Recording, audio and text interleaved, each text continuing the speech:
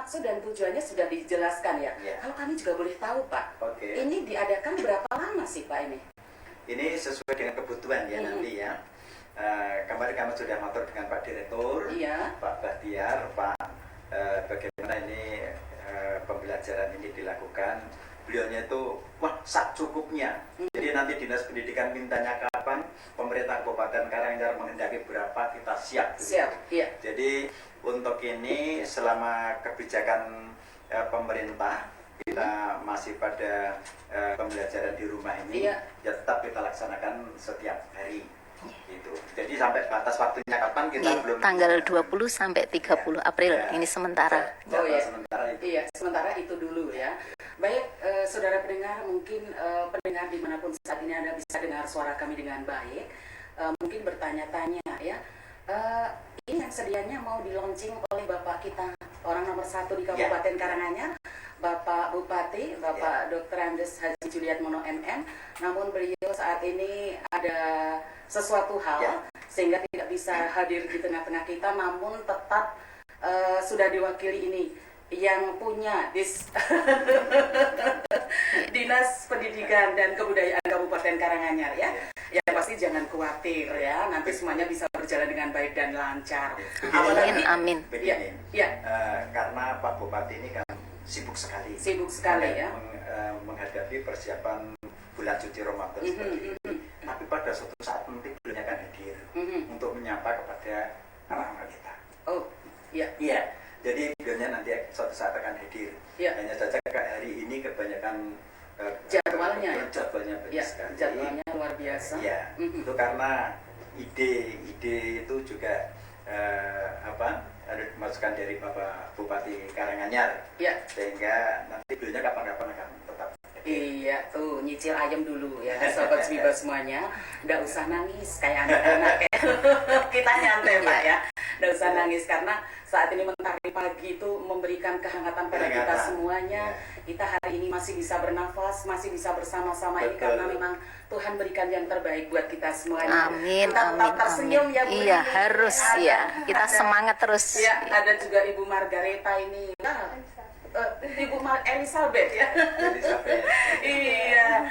Oke ya. Nanti akan setelah di-launching oleh Bapak kita, nanti Ibu Guru kita mau mengawali pembelajaran lewat halo anak-anak begitu ya. Tapi saat ini belum di-launching ya. Jadi belum bisa. Baik Bapak, sebelum pesan dan harapan ya, sosialisasi dari Desdikbud sendiri untuk Karanganyar belajar itu seperti apa sih Pak? Kita melakukan sementara ini kita akan melalui media ini. Jadi komunikasi kita itu ya juga kalau ada pertemuan-pertemuan sangat terbatas. Jadi kalau adakan pertemuan-pertemuan kita mengambil butuh pimpinan.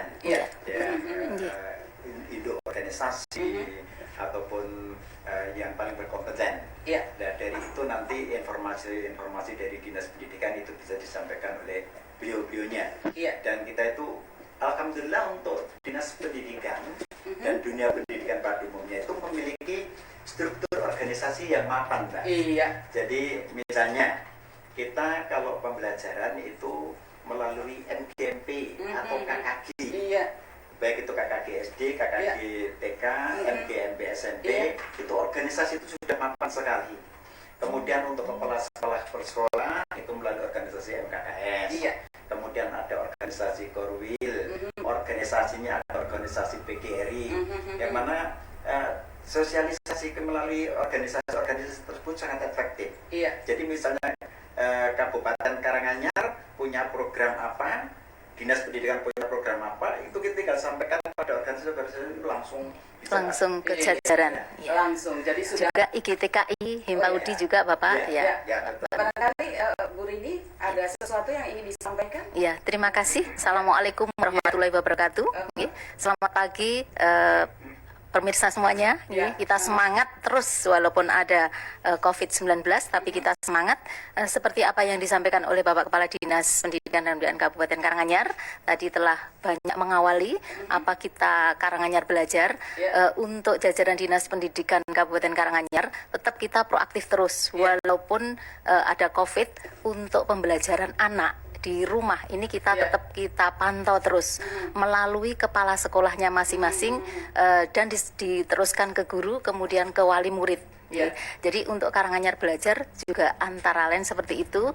Jadi kita anak walaupun di rumah tetap belajar walaupun tidak istilahnya tertekan. Jadi enjoy saja di rumah, dipantau oleh guru wali kelasnya masing-masing.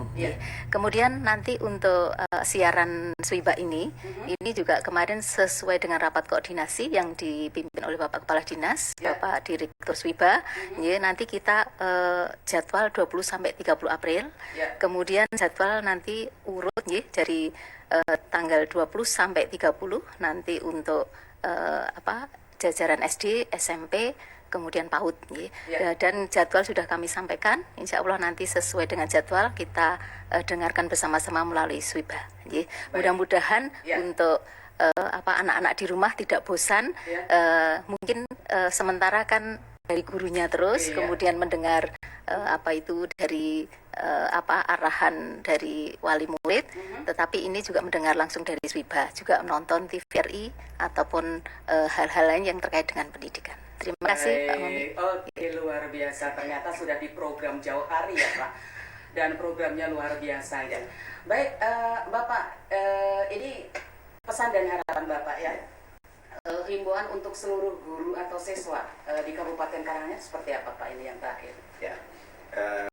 Himbauan kepada Bapak Ibu guru, yang pertama tetap kawallah mengawal anak didik kita melalui pembelajaran yang di rumah, karena komunikasi yang paling dekat itu adalah dengan guru wali kelas ataupun kelas masing-masing. Jadi sangat memantau sekali, sangat dekat sekali kedekatan hati. Kemudian yang kedua kepada Bapak Ibu guru, karena kita itu sebagai abdi negara, yang mana pembelajaran dilakukan di rumah, lakukan pekerjaan itu dengan sebaik-baiknya. Meskipun kita tidak berdiri di depan kelas, seolah-olah kita itu berdiri di depan kelas dan anak-anak kita yang ada di depan kita. Maka komunikasi kita tetap terus. Mbak Mami perlu saya sampaikan, bahkan sensus penduduk saja Kabupaten Karanganyar itu kita melakukan pendidikan kepada anak didik kita, supaya mereka itu dekat dengan gurunya. Baik, semuanya sudah bisa dan mumpuni semuanya. Anak-anak sekarang memang cerdas sekali ya. Betul. Tidak seperti kita dulu. Betul Mbak Mami. Karena medinya terbatas kalau zaman dulu. Kalau sekarang kan sudah canggih semua. Kemudian yang kedua ini kepada Bapak Ibu guru, tolong berikan tugas kepada anak itu yang tidak membebani orang tua. Ini yang perlu disampaikan. Karena jangan sampai orang tuanya itu pusing karena memikir tugas yang dibuat oleh anak, orang tuanya tidak mampu. Kita harus paham bahwa orang tua itu kemampuannya berbeda dengan guru. Sehingga biarkan yang ringan-ringan saja. Jadi tidak berat. Anak-anak itu sudah di rumah sudah terkekang, sedih, masih PR-nya banyak, sedabrek ya. Kita sebagai orang tua rasanya juga kasihan gitu ya Pak. Betul sekali Bapak. Ini anak-anak didik sudah pada standby barangkali, sudah tidak tahan untuk mendengarkan ibu yang cantik yang mau mengajar live ya, saudara pendengar dan pemirsa dimanapun saat ini Anda sedang berada tentunya. Baik, ini dibuka dulu biar nanti kabul ya, karena kalau belum dibuka, ibu guru mau memulai rasanya kan belum sip ya Pak. Monggo Pak, dibuka dulu, ditandainya pagi hari ini di launching tentang Karanganyar Belajar bersama beliau Bapak Dr. Andes Tarsa MPD selaku Kepala Dinas Pendidikan dan Kebudayaan Kabupaten Karanganyar. Terima kasih pendengar yang ada di mana saja. Mewakili Bupati Karanganyar, Bapak Dr. Haji Juliatmono, Magister Manajemen, yang hari ini belum berkenan hadir karena kesibukan beliaunya, maka perkenankan saya mewakili untuk melonsing Karanganyar Belajar melalui Radio Swiba, radionya Kabupaten Karanganyar. Mudah-mudahan dengan launching ini pembelajaran anak didik kita di Kabupaten Karanganyar khususnya semakin hari semakin menyenangkan dan komunikasi kita tetap semakin bagus. Maka dan mengharap perintah Allah Subhanahu wa taala, kita buka launching ini dengan mengucap basmalah. Bismillahirrahmanirrahim. Boleh kita Bismillahirrahmanirrahim. tepuk tangan dulu. Oke ya. Luar biasa ini. Sudah di launching. Ternyata kita jadi lega ya. Alhamdulillah. Baik, Karanganyar Belajar sudah siap untuk dimulai. Dan ini yang pertama akan diawali oleh Ibu cantik kita ya di hari yang perdana. Dari tadi sudah mesam-mesam terus ya. Sudah kangen dengan anak didiknya kali ya, Ibu Elizabeth. Iya, ya? tentu saja. Sudah Iya. lama tidak bertemu. Sudah lama tidak bertemu, kayak lagu aja ya. Baik ya, ini pembelajaran yang pertama pada hari Senin tanggal 20 bulan 4 tahun 2020 ini pembelajaran kelas 4 yang akan disampaikan oleh Ibu Guru Elizabeth Diah Kusuma SPD ya. Bu Guru ini akan menyampaikan tema 9 Kayanya Negeriku, subtema pemanfaatan kekayaan alam di Indonesia dengan materi sumber energi dan perubahan energi hak dan kewajiban warga negara. Selamat mengikuti dan terima kasih Bapak Dr. Starsa sama Ibu Rini yang sudah berkenan hadir. Terima kasih sekali. Kita Ya. dapat suara kembali. Ya. Lain waktu ya Pak, Oke, siap. tetap di gelombang yang sama. Terima bersama kasih. Sri Baradina Iya. Karanganyar. Oke. Monggo Bu. Iya, terima kasih. Baik, Assalamualaikum warahmatullahi wabarakatuh. Salam damai sejahtera bagi kita semua. Halo anak-anak, selamat pagi. Pagi, tetap semangat. Bagaimana kabar kalian hari ini? Bu Guru harap kalian dalam keadaan sehat. Semoga Tuhan selalu melindungi kita dimanapun kita berada. Amin. Nah, tetap semangat ya meskipun belajar dari rumah. Karena belajar tidak hanya di sekolah saja, melainkan bisa dimanapun, kapanpun, dan tentunya dengan siapapun. Bu Guru yakin kalian pasti sudah sangat merindukan teman-teman dan Bapak Ibu Guru di sekolah. Sabar ya. Pasti semua ini segera berlalu. Ingat, jangan lupa sering cuci tangan pakai sabun selama 10-20 detik, memakai hand sanitizer, menggunakan masker saat keluar rumah atau tetap tinggal di rumah saja, kemudian hindari kerumunan dan tetap jaga jarak. Jangan lupa selalu berdoa supaya penyebaran COVID-19 atau virus corona bisa dihentikan dan penderitanya pun bisa disembuhkan. Kita semua harus menjaga diri kita. Kalau bukan kita, siapa lagi? Gitu. Nah, untuk mengobati kerinduan kalian, mari kita belajar bersama. Hari ini adalah kesempatan yang luar biasa untuk kita semua karena kita belajar bersama meskipun berada di rumah dan benar-benar merdeka belajar. Seperti yang Pak Menteri katakan, ayo, siapa yang masih ingat nama Menteri Bapak Pendidikan kita? Ya, benar. Bapak Nadiem Makarim yang memberikan pesan pada anak-anak bahwa harus merdeka belajar untuk meraih cita-cita. Merdeka? Merdeka. Salah satunya dengan pembelajaran online melalui kerjasama antara Dinas Pendidikan Kabupaten Karanganyar dan Radio Swiba. Baik, sekarang siapkan alat tulisnya terlebih dahulu ya. Dengarkan baik-baik. Boleh bayangkan kalian sedang berada di sekolah bertemu dengan teman-teman dan juga belajar bersama Bapak Ibu Guru.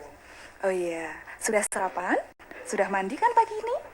Agar lebih fokus belajarnya. Sudah siap anak-anak? Let's go, kita belajar bersama. Guru akan mengawali dengan sebuah cerita. Suatu hari, Andi berlari bersama dengan teman-temannya di lapangan dekat sekolahnya. Nah, padahal Andi belum makan. Akhirnya dia merasa lemas. Nah, siapa yang tahu mengapa Andi merasa lemas? Iya, karena Andi kekurangan energi. Pada saat berlari, lama-kelamaan tubuh kita akan merasa lemas karena kehabisan energi. Nah, untuk dapat berlari, maka kita memerlukan energi dan stamina yang baik. Hal yang bisa kita lakukan adalah dengan makan, kemudian dengan istirahat. Nah, sehingga dapat dikatakan bahwa suatu benda akan dapat melakukan suatu usaha atau pekerjaan jika memiliki cukup energi. Jadi apa itu energi anak-anak? Ada yang bisa menjawab? Kalian bisa menjawabnya dari rumah ya. Nah, energi adalah ya kemampuan yang digunakan untuk melakukan suatu usaha atau pekerjaan. Nah, satuan energi menurut satuan internasional atau satuan baku yakni Joule atau disingkat J. Nah, kita kan tahu bahwa energi adalah kemampuan untuk melakukan kerja atau usaha. Nah, energi dihasilkan oleh sumber energi. Nah, sekarang coba dengarkan cerita ini. Di suatu desa, Bunga dan adiknya mengajak neneknya untuk berjemur bersama, kurang lebih selama 10-15 menit, antara jam 9 sampai jam 10 pagi. Dengan berjemur, Bunga merasa lebih sehat dan bugar. Nah, kalian pun saat ini juga disarankan untuk berjemur. Mengapa? Ya, karena sinar matahari pada jam pagi sangat baik untuk membentuk vitamin D bagi regenerasi kulit dan meningkatkan imunitas tubuh yang tentu saja dapat menghindarkan kita semua dari penyakit, khususnya penyakit yang sekarang sedang mewabah, yakni virus corona. Nah, dari cerita tersebut, siapa yang tahu mana yang termasuk sumber energi anak-anak? Ya, sumber energinya adalah sinar matahari. Jadi, apa itu sumber energi? Sumber energi merupakan segala sesuatu yang ada di sekitar yang dapat menghasilkan energi. Nah, sumber energi dibedakan menjadi dua, yakni sumber energi primer dan sumber energi sekunder. Sumber energi primer merupakan sumber energi yang utama, yakni ada matahari, kemudian ada air, angin, dan juga ada makanan. Nah, matahari merupakan sumber energi yang paling penting bagi kehidupan manusia. Panas matahari dimanfaatkan manusia untuk mengeringkan pakaian, menjemur ikan, serta dapat pula menghasilkan listrik. Selain bermanfaat bagi manusia, tentu saja sinar matahari juga bermanfaat bagi tumbuhan, yakni dapat membantu proses pembuatan makanan pada tumbuhan atau disebut dengan proses apa anak-anak? Proses fotosintesis. Ya, benar sekali. Kemudian ada air. Air diperlukan oleh makhluk hidup untuk minum dan juga mencuci. Namun juga air bisa dimanfaatkan untuk memutar kincir angin dan membangkitkan listrik. Siapa yang masih ingat apa itu PLTA? Pembangkit listrik tenaga air. Iya, PLTA yang paling dekat dengan kita ada di PLTA Waduk Gajah Mungkur, letaknya di Wonogiri. Nah, PLTA tersebut juga dapat membangkitkan listrik dan juga dan juga untuk kegiatan yang lainnya bagi penduduk di sekitarnya. Nah, selain itu juga ada angin ya.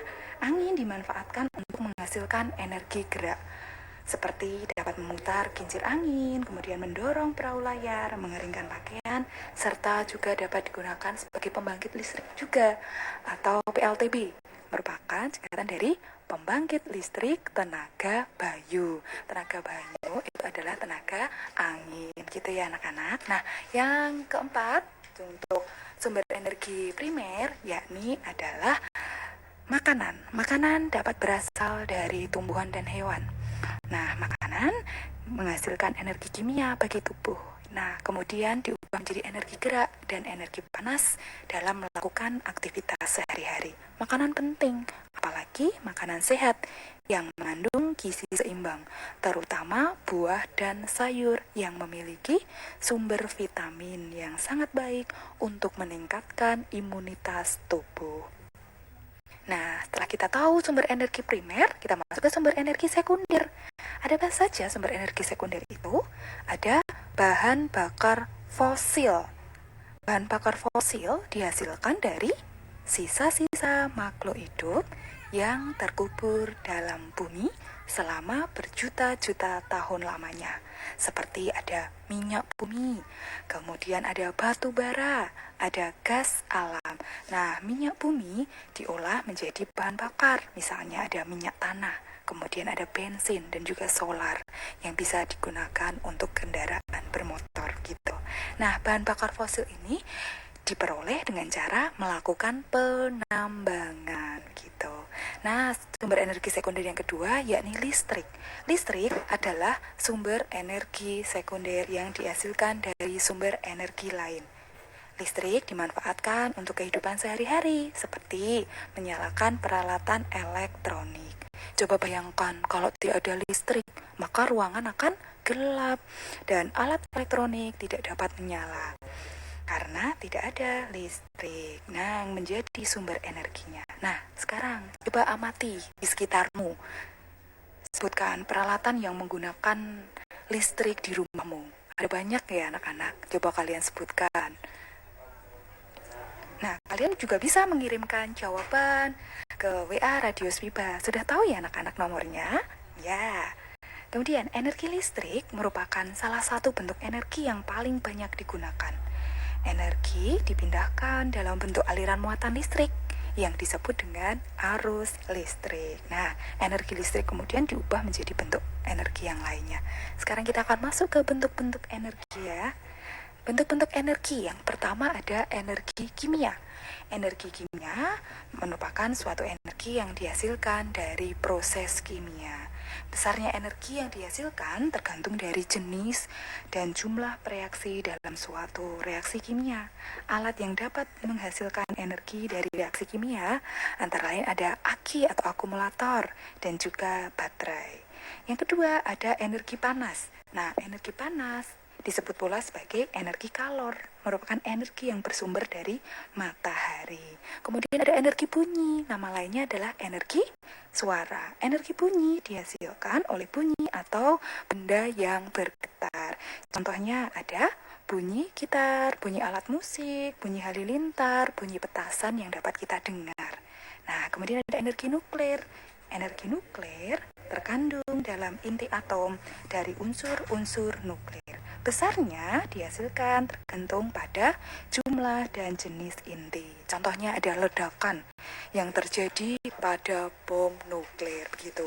Kemudian ada energi mekanik. Energi mekanik apa anak-anak? Ada yang sudah pernah mendengarnya energi mekanik?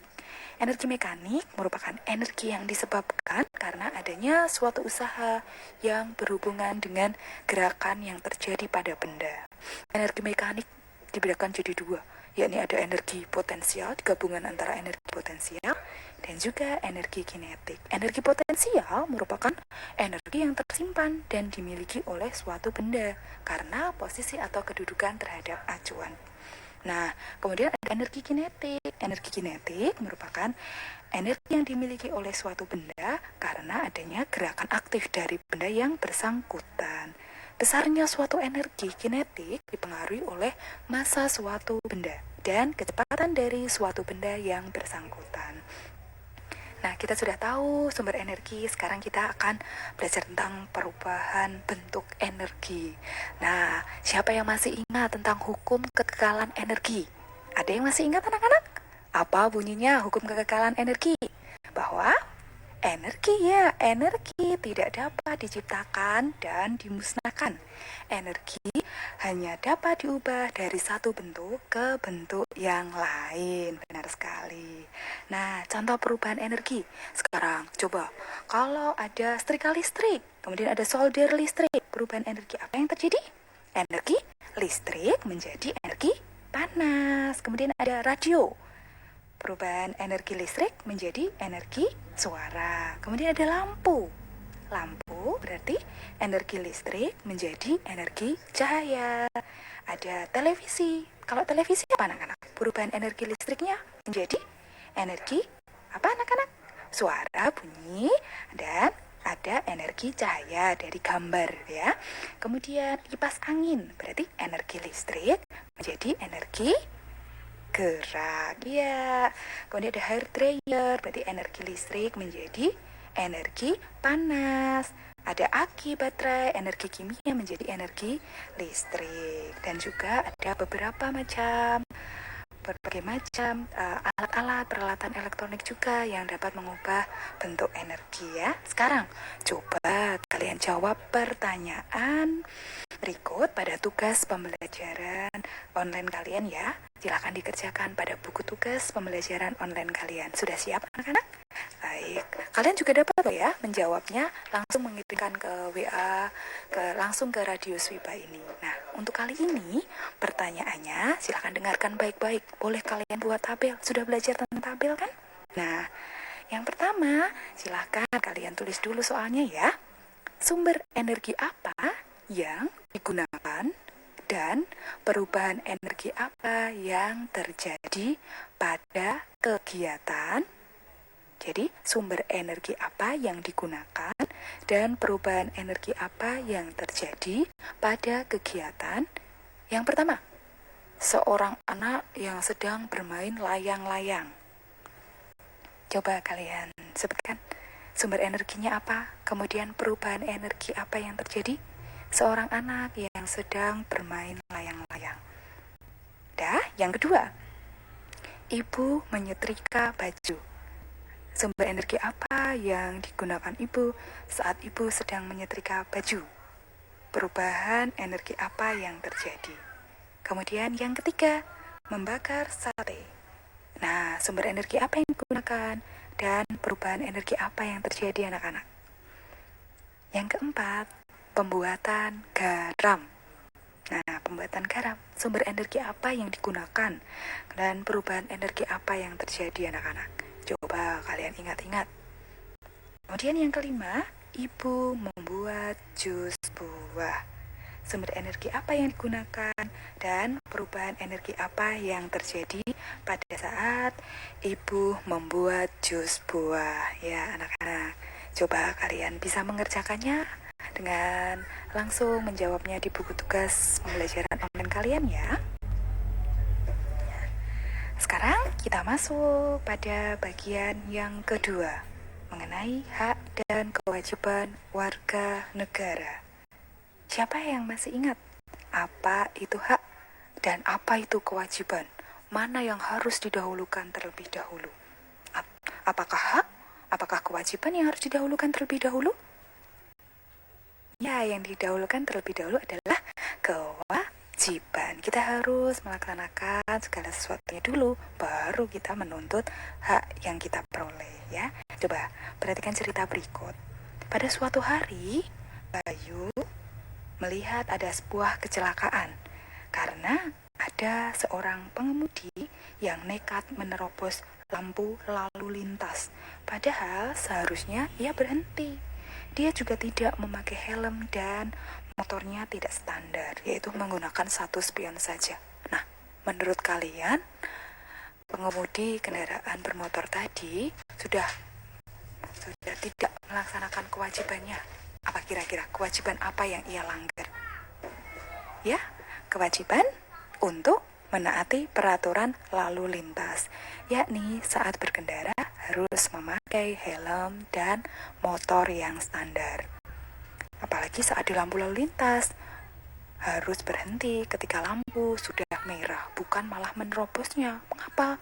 Karena dapat membahayakan diri kita sendiri maupun membahayakan orang lain. Pengendara di jalan raya itu sangat banyak dan akan membahayakan mereka tentu saja. Nah, selain menaati lalu lintas, apa saja kewajiban warga negara dan bagaimana contoh pelaksanaannya? Ada yang tahu anak-anak? Coba kalau mengikuti kegiatan ronda atau siskamling, itu termasuk kewajiban apa? Kewajiban untuk menjaga keamanan, ya benar. Kemudian pelaksanaannya mematuhi aturan tamu wajib lapor ke RT. Berarti kewajiban untuk menjaga ketertiban. Kemudian ada ikut rapat RT, berarti kewajiban berpartisipasi dalam kegiatan desa.